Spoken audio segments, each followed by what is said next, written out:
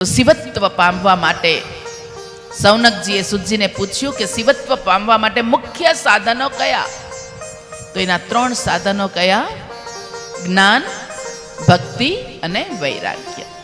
જ્ઞાની સર્વત્ર પૂજ્યતે, ભક્તિ અને વૈરાગ્ય.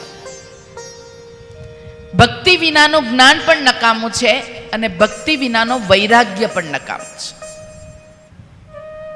વૈરાગ્ય પણ આવે, સિર્ફ કેસ વેસ અને ખેસથી સંતત્વ પ્રાપ્ત નથી થતું. કેસ મોટા કરી નાખીએ, વેશ બદલી નાખીએ અને ખેસ લગાવી દઈએ તો એનાથી સંતત્વ પ્રાપ્ત નથી થતું. વસ્ત્ર પરિવર્તનની સાથે વૃત્તિ પરિવર્તન એ સાચો સંન્યાસ છે. प्रतिभा प्रभु कृपा से मिलती है, प्रतिभा शिव कृपा से मिलती है. तो शिवजी के आभारी रहे.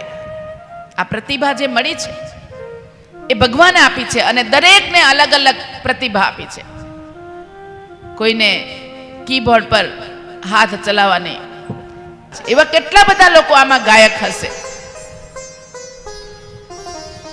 પણ ગાયન લયબદ્ધતાથી હોય તો સાંભળવા ગમે છે.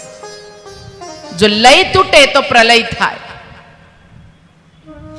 એનો જો લય તૂટે તો પ્રલયનું નિર્માણ થાય. આપણે સારી રીતે ગાઈ શકતા નથી અથવા સારી રીતે નાચી શકતા નથી. એવી જ રીતે શરીરમાં આ શિવજીએ એક લય ગોઠવ્યો છે. યોગ્ય માત્રામાં દરેક ગ્રંથિઓમાંથી રસ ઝરવો, યોગ્ય માત્રામાં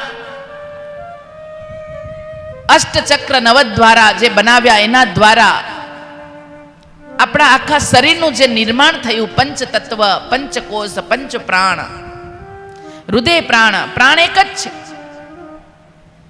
પણ દરેક જગ્યાએ જુદું જુદું કાર્ય કરે છે. હૃદય પ્રાણ ગુદે અપાન સમાન નાભિ મંડલે ઉદાન કંઠ દેશસ્ય વ્યાનઃ સર્વ શરીરગઃ.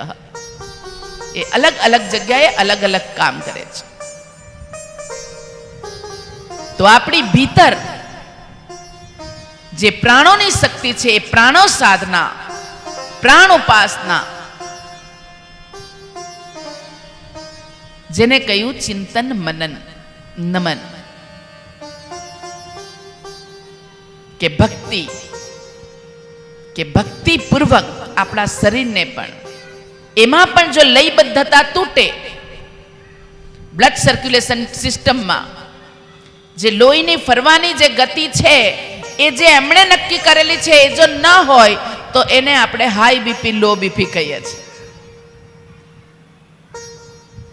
યોગ્ય માત્રામાં ઇન્સ્યુલિન ન બને તો એને આપણે એમ કહીએ છીએ કે ડાયાબિટીસ થયું. ખેર, વાત છે પિંડ અને બ્રહ્માંડની, કે બંનેમાં લય ખૂબ જરૂરી છે. લયબદ્ધતાથી જીવન પણ ચાલે તો સારું લાગે, એ જ રીતે લયબદ્ધતાથી સંગીત ચાલે તો સારું લાગે, એ જ રીતે લયબદ્ધતાથી આપણું જીવન પણ ચાલવું જોઈએ. એમાં લયબદ્ધતા હોવી જોઈએ. Way of thinking, way of speaking અને વે ઓફ લિવિંગ, આ ત્રણે જુદું જુદું હોય તો એનો ક્યારેય મેળ પડશે નહીં. વિચારો છો કંઈ, બોલો છો કંઈ અને કરો છો કંઈ. ભગવાને પોતે કહ્યું છે સ્વકર્મણા તપશ્ચર્યમ, કે તને જે મેં કૌશલ્ય આપ્યું છે એ કૌશલ્યમાંથી થોડું પણ તું મારા માટે ખર્ચશે. તને જે પણ મેં કંઈક આપ્યું છે, જે પણ કંઈક વિશેષતા આપી છે, એ તું જો મારા માટે ખર્ચ કરશે તો યોગક્ષેમ વહામ્યહમ, કે તો તારો યોગક્ષેમ ચલાવવાની જવાબદારી મારી છે, આવું ભગવાને કહ્યું છે. કીડીને કણ, હાથીને મણ, રોજ ही मिलता खाना, ના મેને કિસી કો इससे वंचित जाना. બધાને પોતપોતાનું મળી જ રહે છે.